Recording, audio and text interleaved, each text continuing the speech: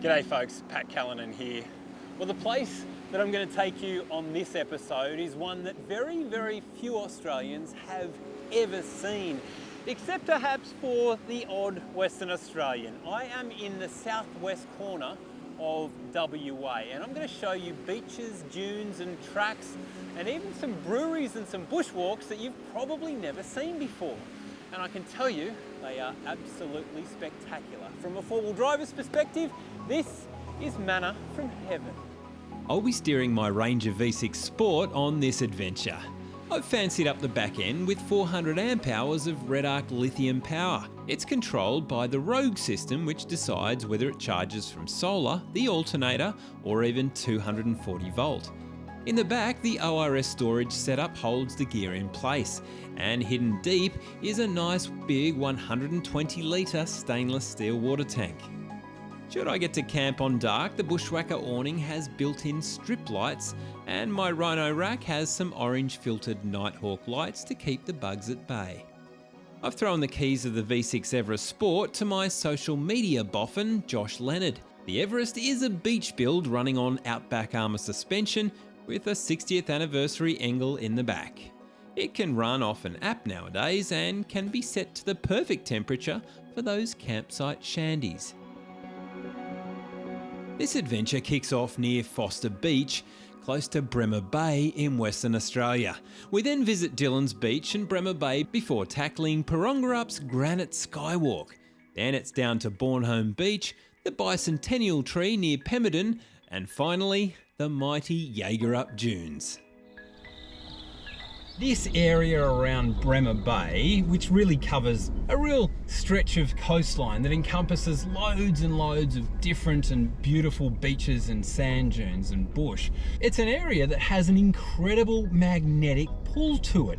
A lot of people that come down here are actually from Perth. They will travel 5 hours on the highway, going past amazing places like Margaret River and Albany, just so they can get to Bremer Bay. Some of them even love it so much, they buy a block of dirt down here. I'm going to try and show you why in this episode.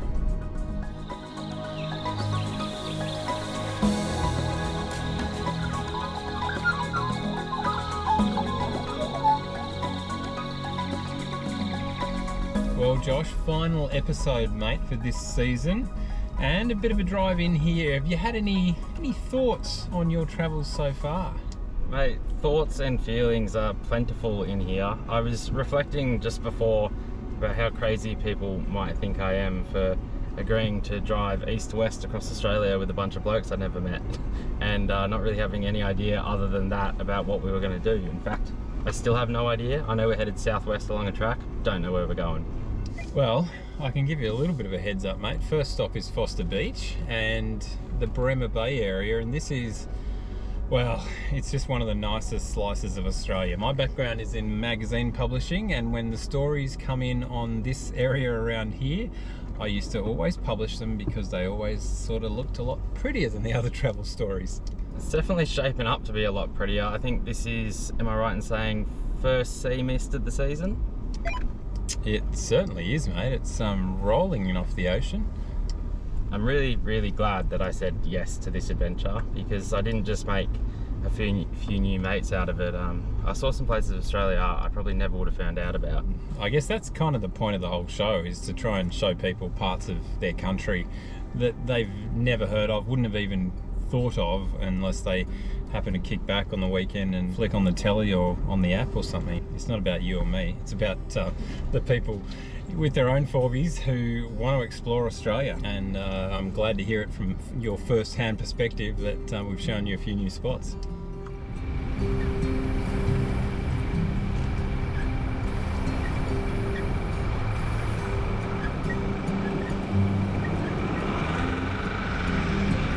Okay, so I'm on the beach now and I've just activated sand mode, and straight away I can feel the change in the vehicle. So the throttle changes. We all know that sand is soft, so they've changed the throttle modulation to give you a little bit more grunt at the pedal. It doesn't give you more power overall, but it makes the vehicle feel a little bit more sprightly, because you want to be more sprightly when you're trying to stay above soft sand, not sink down into it.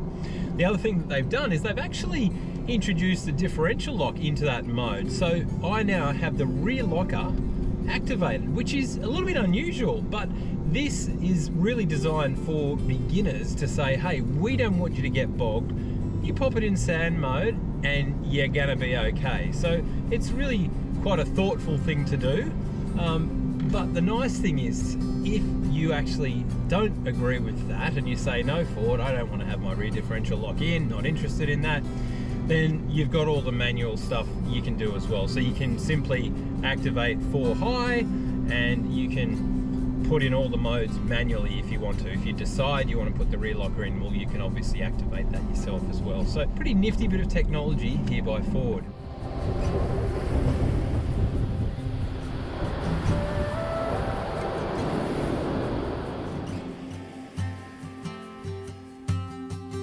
What a beautiful spot to take it all in.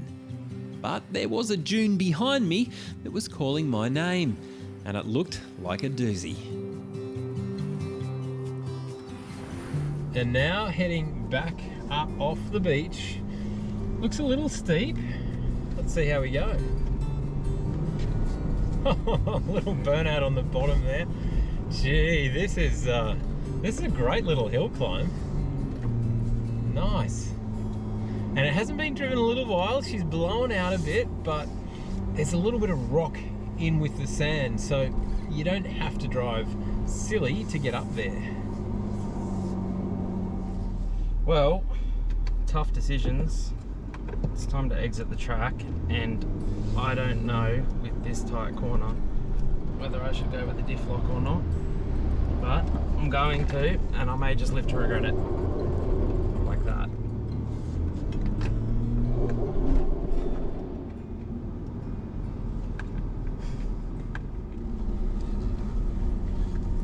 Josh, I've lost you. Yeah, what happened there was a classic case of should I put the diff lock on or shouldn't I? And I chose to do it, but still didn't make that corner quite as easily as I could have. But I got up. Never say no to the technology. That's it. What a place I just drove into. I'm in a valley of sand. Isn't this just, you know, for an East Coaster's eyes, we don't get this. Often we've probably got these places like on Fraser Island, but we're not allowed to drive on them. Whereas here, go for it, team.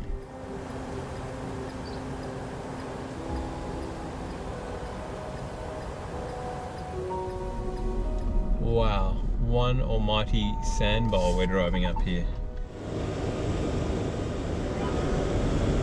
Oh, soft drift and I am bogged. Oh, that is such a cool hill. I just had the foot pegged and this one little drift caught me, and then in the process killed you.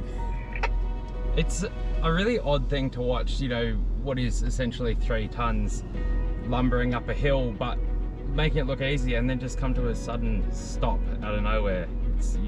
I guess that's the definition of a sand trap, isn't it? And it got you well and truly. Yeah, and this is one of those hills where I don't think I can just have another crack at it. I think the crack starts at the bottom here. So you want me to reverse down this here hill that is as steep as what feels like the Everest I'm driving? I think it's our only way out of here.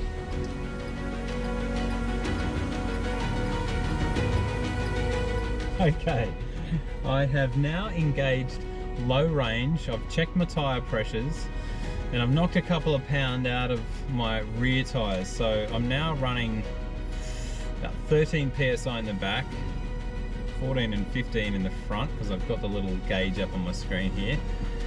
And now, well, never let it be said that the Foster Beach sand dune beat the old Patski. Let's see how we go.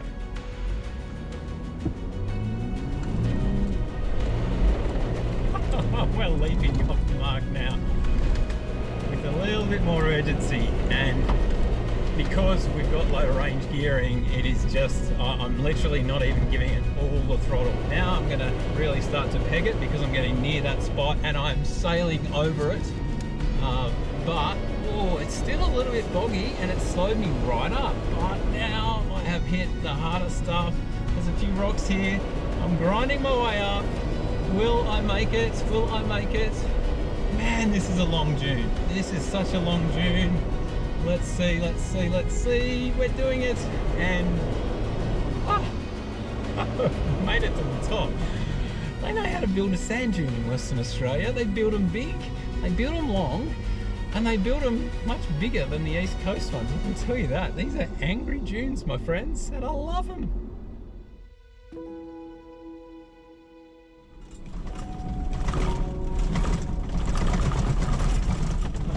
Jesus. Impossible to do it in car. Piece the camera here. So you'll have to forgive me, viewers. I'm driving. Come on, you good thing. Oh yeah, I think we actually might make it. As long as I don't speak too soon. Oh, what a good feeling you get when you drive up a track. No wonder so many people do this. Welcome to Australia, welcome to four-wheel driving. It is the best thing in the world. Was it worth the effort? What do you reckon? We arrived to an incredible, barren oceanfront moonscape.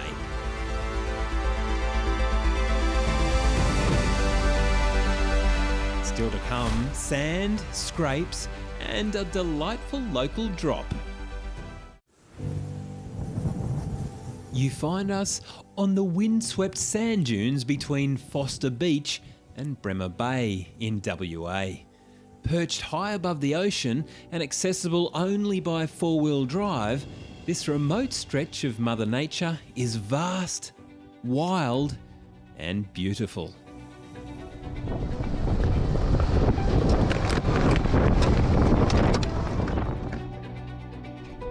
This is a classic place. You go from a really, really awesome sand hill to some really, really awesome rock driving. This is proper moonscape stuff, folks. Absolutely stunning with the backdrop of the ocean. You wouldn't want to be anywhere else.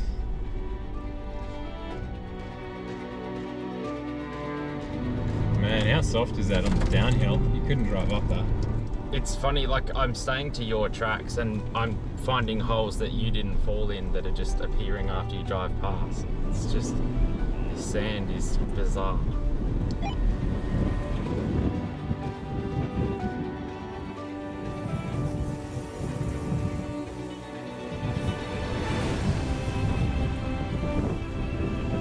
I'm hard pressed to think of another place in Australia where you can do this kind of essentially cross-country driving with such a beautiful backdrop. Yeah, nothing springs to mind, mate. It still just doesn't feel like it should be allowed, and I'm looking at I mean, is it a sandstorm? I think we can call that a sandstorm. I'm glad we're inside. In fact, it was blowing so hard that our $13,000 drone, which is capable of 88 kilometres per hour, was being swept away. In desperation, our drone pilot Tommy landed it somewhere in the sand, and then we just had to try and find it.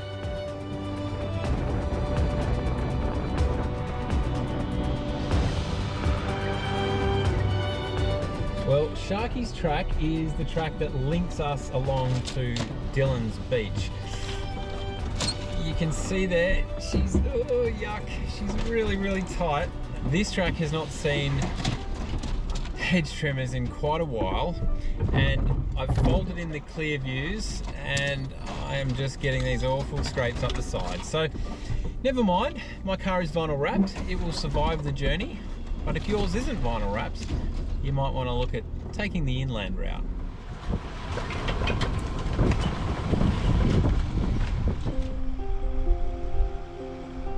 There's a bit of a hill climb here. I've got the rear locker engaged, so I'm just going to walk the Ranger up. Bit of angle there, nice. And up she goes. Loads of traction, no problem with the locker engaged. No problem with the view over my shoulder too, folks. Look at that. some turquoise waters of the ocean. What a pretty track.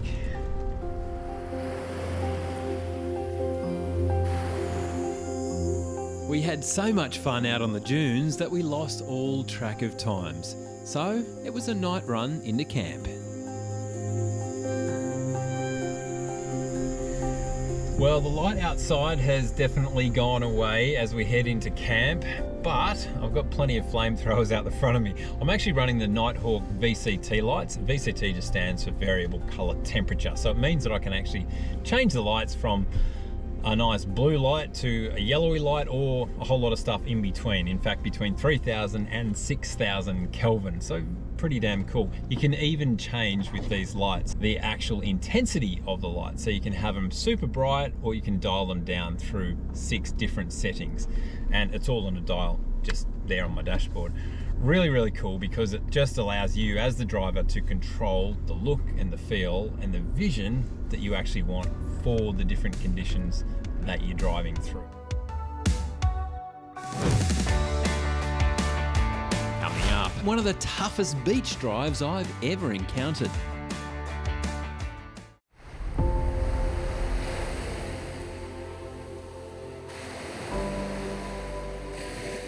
What a view to wake up to. Let's go for a drive. Well, Josh, I thought we'd take a look at this little beach on the other side here. Is there even a way through, mate? It just looks like a pile of rocks. Josh, where there's a Pat, there's a way, mate. No, there's a sneaky little track that just hugs the coastline, and yeah, I think you're going to enjoy this.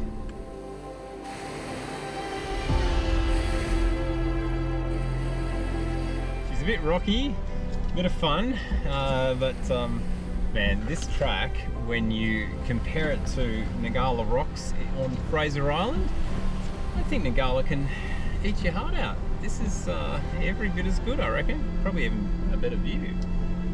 I reckon with the colour of that water, the view definitely is better.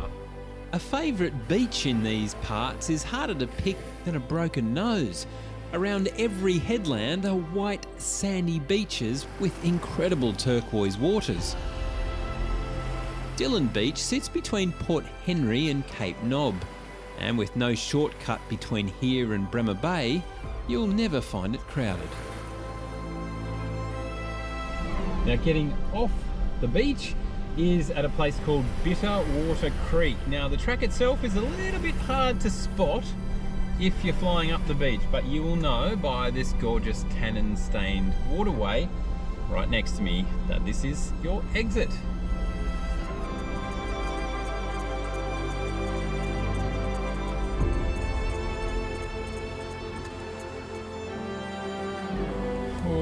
We have a dark, murky bog hole up ahead, and we'll see how we go here. It is not too bad. Oh, there's a bit of firmness under there. We are laughing straight through.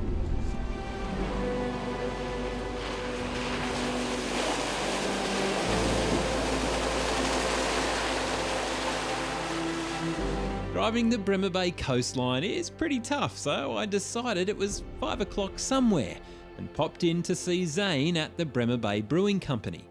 Despite starting the business at the worst possible time in a COVID lockdown, the locals rallied around him and the brewery is booming. So Zane, where did the idea to kick off your own brewery begin? I was in my early 20s in Alaska, drinking beer at a bar that was a boat, and they're making beer out the back. So that was a long time ago, but finally, dream come true. Fantastic, man. There's not a shortage of boats out here. I love the shades that you've got out the front there. Yeah, well, so do I. I thought that was a good idea, but my kids and my wife thought it would look terrible. They said that's going to make the place look junky, but no, it looks good, I reckon. And when did you actually kick off? It was 4 days before COVID.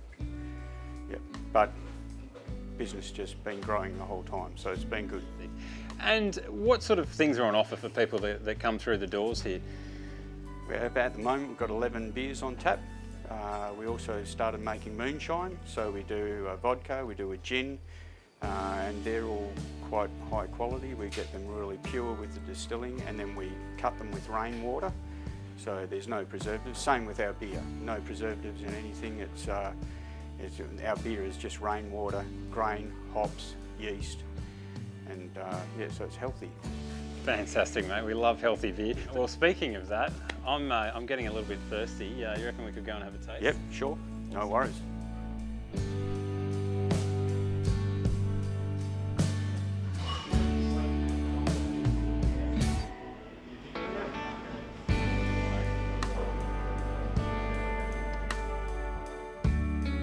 Oh, wow. It's the shark platter. So what do we got here, Zane? Golden Ale, #1, and that's pretty popular. It's 40% wheat, so it's not a wheat beer, but nearly a wheat beer. Our summer pale ale, which is super popular, probably our biggest seller.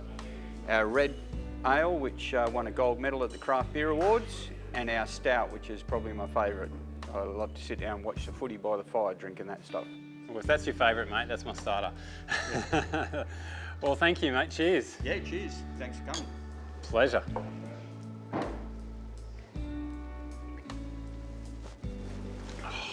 I can see why that's your favourite. Not only were the beers incredible, the tucker was too. What a wonderful surprise, and a place I'll most definitely be back to. After the break, more off-road challenges and a tree climb that you can do yourself. This morning, we're giving the Cooper tyres a rest in favour of the mongrel boots and heading on a hike. Josh and I are keen, but this little fella just wants to dive back under the doona.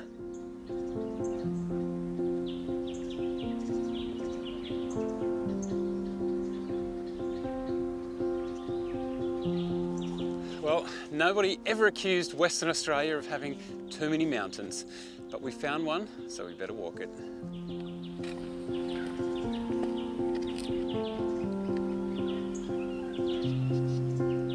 I'd heard about an incredible lookout in these parts, but it required a 2-kilometre ascent through beautiful stands of karri, yate and marri species that thrive on the mountainside.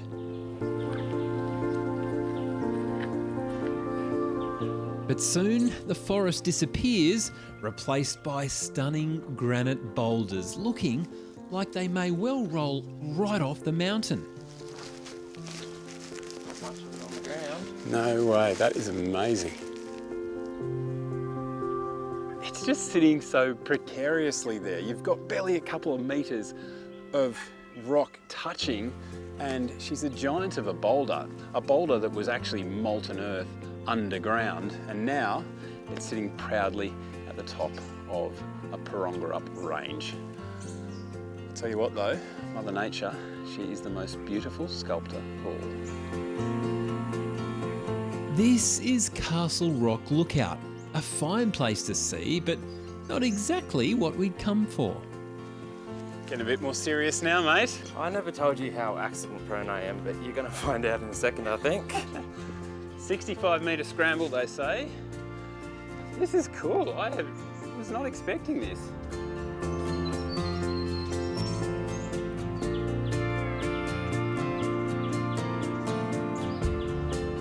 And one final climb. Here we go, the final ascent.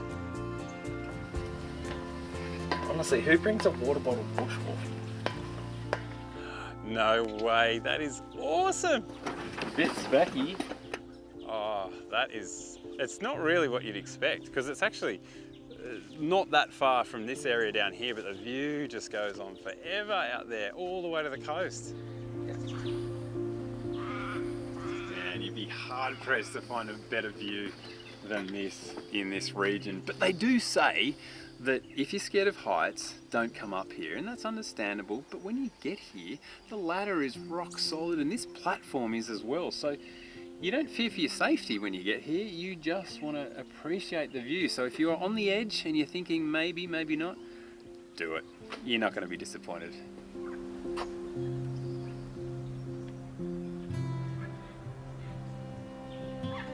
And if you think the view looks good today, sunset can be even better.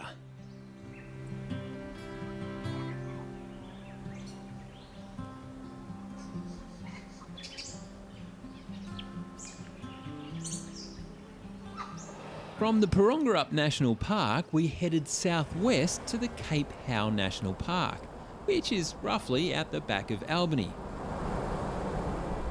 One thing I never get tired of is driving through these forests in Western Australia. Gorgeous sweeping bends, smooth roads, and this beautiful tree species all over the place. They're just so massive, these gorgeous karri forests. They are just the most beautiful tree. So big, so majestic, and when you put a dirt road in between them, life somehow seems a whole lot better.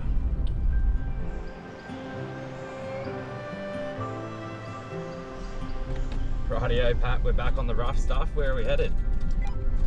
Mate, we are heading to a place that is considered by Albany four-wheel drivers a local rite of passage. It is a perilous adventure down to Bornholm Beach, and it's a one-way track, mate, so you can go down it pretty easy, but coming back up is a different story indeed. It is challenging and it will test the mettle of any four-wheel driver. So you've chosen to take me, a bloke renowned for getting your car stuck, down a track you just said is perilous. Mate, it's only because I love a laugh. they'll be there in the plenty.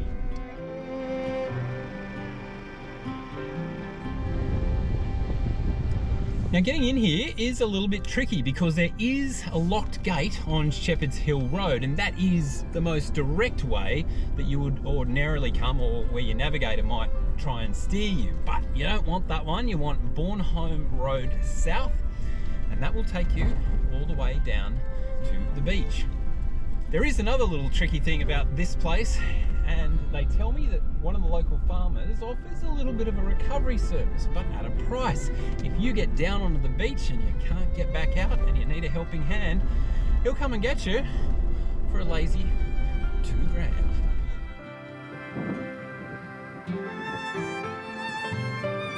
This track just seems to get prettier and prettier. These flowering groves of trees just hugging the track. What a spectacular drive.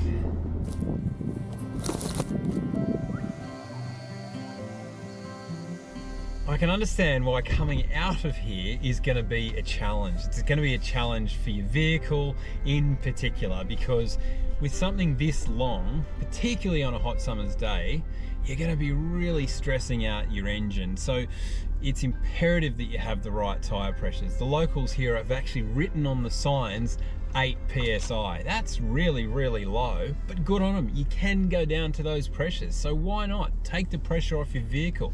Instead of driving in stilettos, you're driving in big old mongrel boots. You know, you're putting the weight of your 4x4 over a far, far larger area, and that allows it to grab traction a lot better. That has got to be one of the longest sandy descents I have ever done. That is just, I genuinely can't think of a longer sandy descent.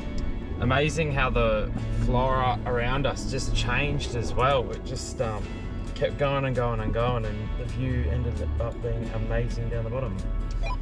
W8, they just keep on throwing us up things. You know, they've got their Baxter Cliffs, and then they've got these beautiful granite coastlines, they've got their sand dunes. I mean, it is so varied, but every time it's so damn gorgeous. Oh mate, 100%, I agree. I am just battling with a little bit of a hill that got a bit churned up. You know me, Pat, I love to just spin the wheels a bit, soak up the scenery. They don't call you Bogger for nothing. They call me Bogger? Oh, you know they do.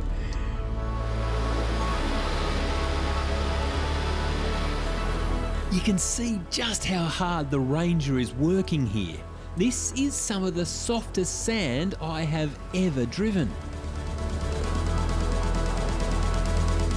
I'm way too high on my pressures at the moment, so I'm going to dump some air out and have a far more pleasant drive up the beach and out of here, because this is, I'm going to take the locals' advice, this is an 8-pound beach every day of the week.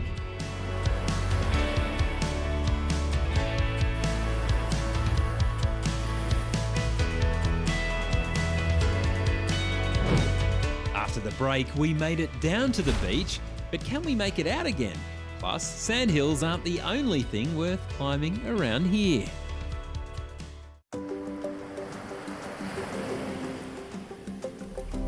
Well, mate, are you ready for the big ascent? I was just thinking, you said it was the longest descent. That means it's the longest ascent as well. It's going to be interesting. Well, I hope you got all your modes locked in right, because we got to head up a hill. Drive modes for people that get stuck all the time. You know, who needs them? I think you do, mate.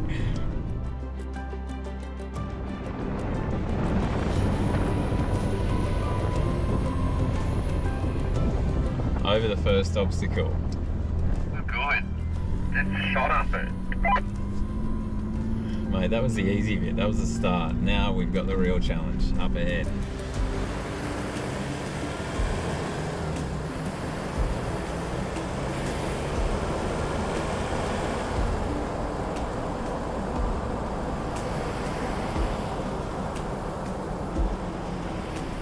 Here we go, the big ascent. It's times like this I certainly am happy that I've got V6 power in my favour. Sand driving is not my forte. I think the tyre pressures are the real key here. 8 psi, what a magical pressure.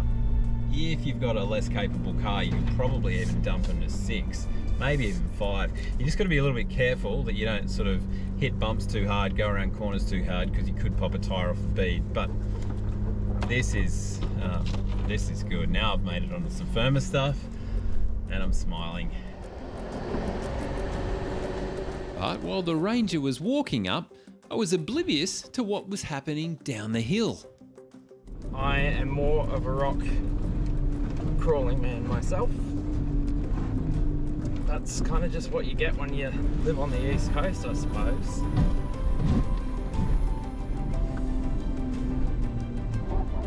Josh was sticking to the old adage, if at first you don't succeed, try something different. So he opted to drop a few more PSI out of his tyres.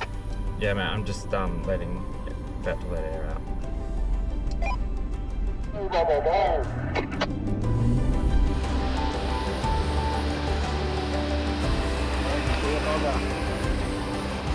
I can't believe the difference, dropping just 2 PSI from the tyres. The hill I was struggling with, I now just crawled up. It's incredible. How's she feeling back there, Josh? Solid as a rock, mate. It's crawling up, determined. I was just thinking how fitting it is for a Ford Everest to be so keen on reaching the summit. So I'm just still blown away by the difference that tyre pressures can make. You know, obviously dropping from road pressures to sand pressures is going to make a difference, but just then dropping down in increments of 2 PSI, I just can't believe it. From the coast, we headed westward once more, and this time into the Pemberton region. 20 years ago, I was flicking through a magazine. Kids, if you don't know, magazines are these kind of glossy books with lots of pretty pictures in them. But I was flicking through and I saw this picture of a giant, enormous tree, and around it was a spiral staircase going all the way up near the top. And I thought, that looks incredible. I would love to climb that one day. Well, it's taken me about 20 years, but finally, I've made it.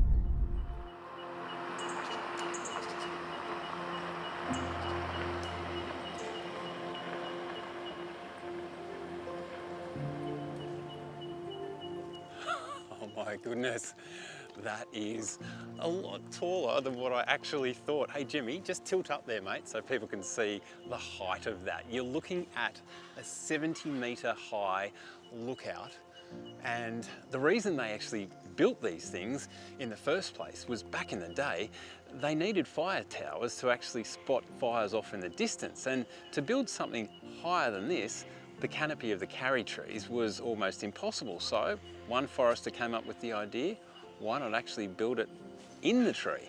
So that's what you're looking at, and that is what I'm going to attempt to climb. Oh, wow, this is what's going to take me 70 meters up in the air. And the problem is there's only one way up and one way down. And this is a tourist place, so there's people wanting to climb up and down. So I don't know how we're going to pass along the way, but we'll give it a go.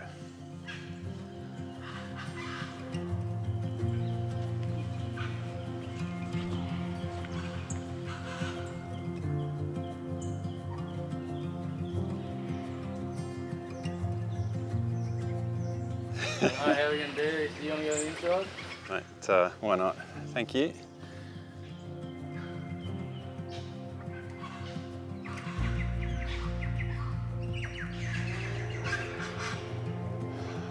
Wow, that was one hell of an experience. My goodness, it's windy up here.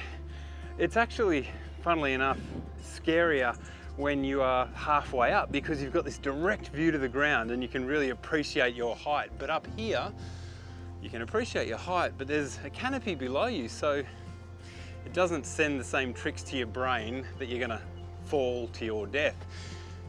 But what an experience, man. Western Australia, well done for allowing any Muppet that's not too afraid of heights to come up here and test themselves out and have a look at a damn great view.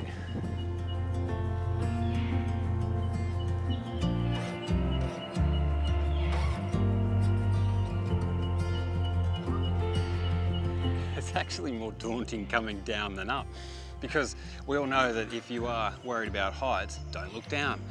Well, coming down, you can't help it. So guys, we're at the platform. I don't know if we're halfway, a third of the way. How have you found it?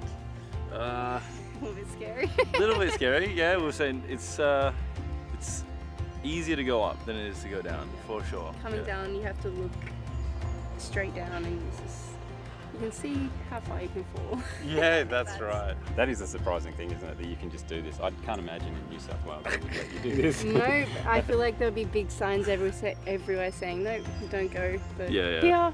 Some of the playgrounds in New South Wales are probably like more protected than this trip. I would agree with that. And still to come, one of Western Australia's most popular 4x4 challenges.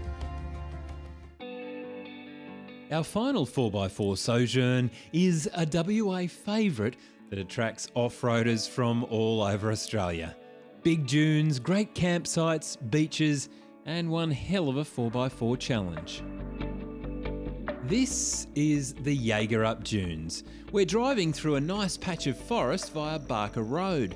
Then we'll drive down onto the beach and head out via Warren Beach Road. It's kind of a loop that we're doing.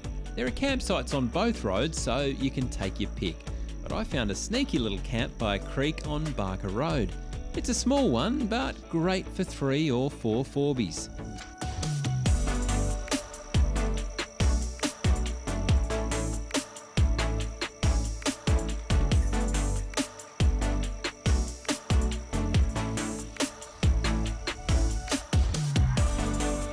Sometimes you get to the end of a journey and the angle might be running low on food, you run out of meat and stuff, but what do you cook up? You want something nice and hearty. Well, I reckon I've got just the dish for you this evening. We are talking satay noodles, and this is one of the simplest dishes you can ever cook. We're going to kick off with our rice stick noodles, and we just throw the entire bag straight into some boiling hot water. And that's only going to take around about 5 minutes. Next up, we're going to make our sauce. And this is one of the simplest sauces that you will ever make, but it's all about balance. So we're going to use some peanut butter. And I don't really want to tell you the quantities that I'm using because this is all about letting your taste buds do all the work. So we're putting some peanut butter in there. We're going to put some sugar in there. And we're going to put some soy sauce. And that is really the base of a whole lot of dishes around the world. We're getting a mixture of those beautiful fats that come from the peanut butter. We're getting some sugar in there to balance that off, and we're also getting those salts out of the soy sauce. But then if you want a little bit of zing, you want some hot sauce. So you can use this stuff, or you can use some Tabasco, whatever you like, and obviously to your taste. So the trick is, you just need to stir all those together. We'll use our bushwhacker lights so I can see exactly what I'm doing here. And now is when you try and get the balance right of that taste. So we're gonna see how we go. Not too bad, but a little bit too peanutty there. So I'm gonna throw a little bit more sugar in there to balance it out and a touch more Tabasco. Keep in mind that this is going to be diluted significantly because it's going to also mix in with the water from the rice noodles as well. Now, if you want, you can add whatever meats you would like. You could throw some stir-fried beef in there, you could throw some chicken in there, whatever you like, but it's surprisingly good as a veggie meal. Right, now that I've got the flavor right, I'm just going to add some hot water from the noodles in there, and that's just going to lighten this off a little bit, and that's going to make it really easy to stir through our noodles because it heats things up.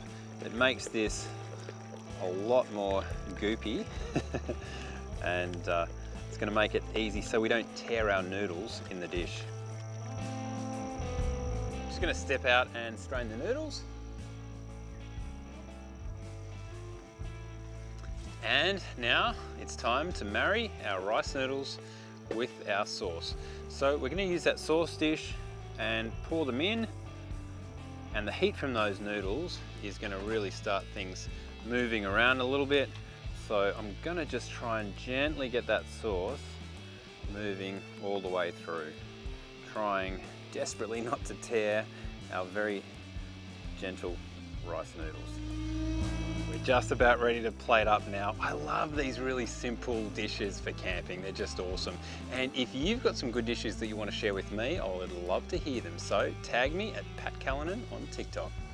Hey Josh, you got a bowl, mate? Sure, mate. Tennis ball or a bowl? Bowl. Excellent. Hey, and hang about, mate, because you're going to be my guinea pig for the evening. You've even brought your own fork. Hey, I always bring a fork. Give me the rundown, mate. Tell me if it tastes all right. I saw hot sauce going in here. Is it going to blow my head off? No, it's very gentle, this one. All right. Pretty good. So there you go, folks. A nice hearty camping dish that is super simple to prepare with like 4 ingredients. Give it a try when you're next on the road. The next morning, after a refreshing dip, it was time to head for the coast one last time. Interesting thing about these Jagerup dunes is that they are quite significant. In fact, they are the largest landlocked sand dunes in the southern hemisphere, so not a bad claim to fame. They're landlocked because they don't actually meet the ocean. They sit back from it, but they run for 10 kilometres. But they're not stable. They don't just sit there. In fact, they're marching inland at a rate of 4 metres every single year. And they will pretty much swallow up just about everything in their path. When the sand dunes come marching, they don't stop. Not for forests, not for swamps, not for anything. That's really cool, isn't it? Just to bounce out of the dunes and, out of the bush, I should say, and straight up the hill. But have you stopped? I lost momentum. That's an inauspicious start, Joshua. Well, this is the thing filming a TV show, you know, you got to stick close to the host, but then risk your momentum. What a welcome. I'm glad I made it up that hill first go.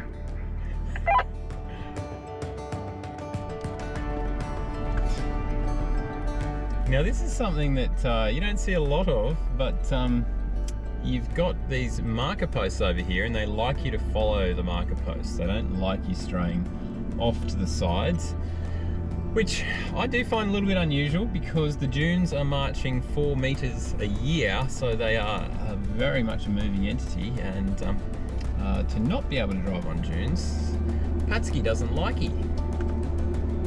No, it seems almost wrong, although if we frame this a little bit differently in our minds and treat this as perhaps the coolest highway in Western Australia, then it seems alright. I like it, mate. Glass half full. Ever the optimist.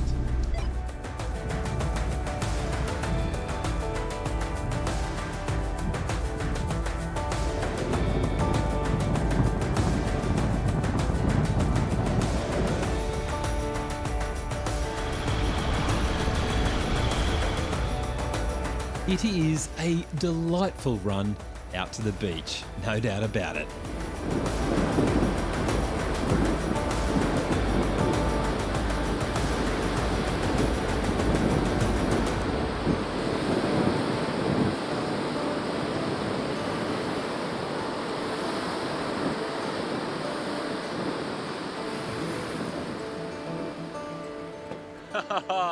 Well, we've got ourselves a bit of a tidal water crossing of the Warren River. Check this out. There's a good flow on the Warren River there, and the water, you'll notice that it's a little bit brown, a little bit muddy looking. I promise that's not from my bath this morning. That is natural tannins. But any tidal water crossing you've got to really be careful of, because you get bogged in other areas and you can take your time and you can get out and it's all okay. You get bogged in a tidal water crossing and you're going to have some big problems. You're going to have the water wrapping around your wheels and actually burying you far deeper, far quicker. And then you've got the opposing problem. Have a look at this wave coming in now. You've got salt water battling the other way. So it is something that you don't want to take lightly. There's not that many tidal water crossings around Australia. There's Exmouth, there's Henty Sand Dunes in Tasmania, and a couple of other spots as well. But this one, it's not always flowing. We're going to take it very easy though, and wait for those waves to recede before we drive on through.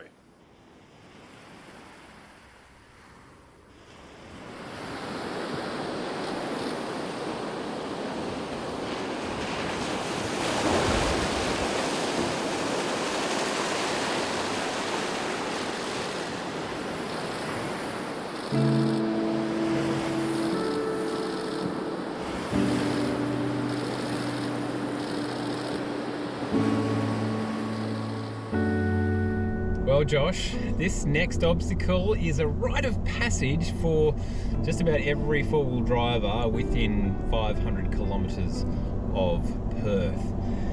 What do you reckon? Are you up for Calcup Hill? Mate, I'm ready. Well, we've already dropped our tyre pressures because we have already been beaten up a little bit by Western Australia's sand dunes, so we're already down to 10 as a precaution.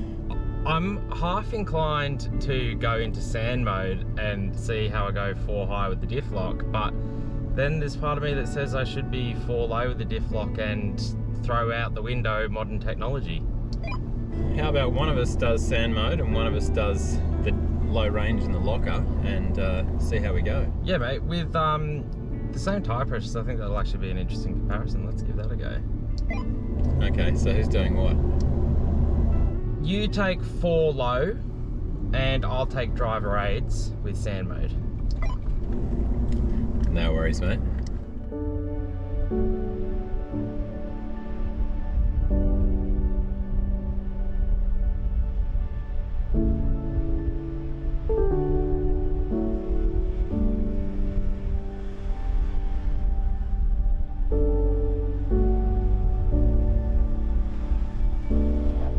Mate, I don't know, Calcup Hill, kind of not all it's cracked up to be. I found that pretty easy, I gotta say. That's because I was pulling your leg, mate. That is not Calcup Hill. That is just a little sand dune coming off the beach. Have a little look up ahead of you, mate. That almighty long winding road up ahead, that is Calcup Hill. Ah, now that does make more sense, and I do love that you managed to just time that with it. We round a corner and there is just this almighty beast of a sand ascent in front of us. I will regather myself, reach for that paper bag again, and we might give it a crack.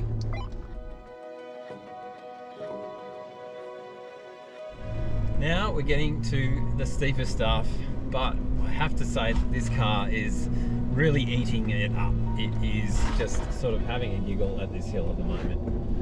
It can slow right down again, smooths out a little bit in the middle here, so again you can build up momentum if you want, but really I'm not feeling like I'm needing to at the moment. Although the final stretch is one of the steeper bits. So now rounding the last corner we can give it a few more herbs, but this is a walk in the park for this car at these tyre pressures. So do take my advice. Lower your pressures and have a laugh. And the roundabout at the end signals that we have made it. And a nice view to cap it all off. Lovely. Let's see if Josh can make it. And the Everest trundled up the hill with no problems at all. We've done it just fine and we've made it up with no issues.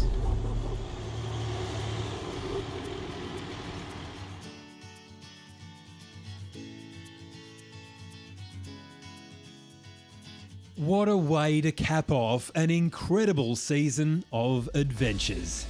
All the way from the stunning Seven Valleys on the east coast. We've seen some fantastic sights along the way. The incredible tracks of the Victorian High Country. The beautiful dunes and beaches of South Australia. An unforgettable trip across the Great Australian Bight. And of course, wonderful WA. And what a superb group of people I've been privileged to share this journey with.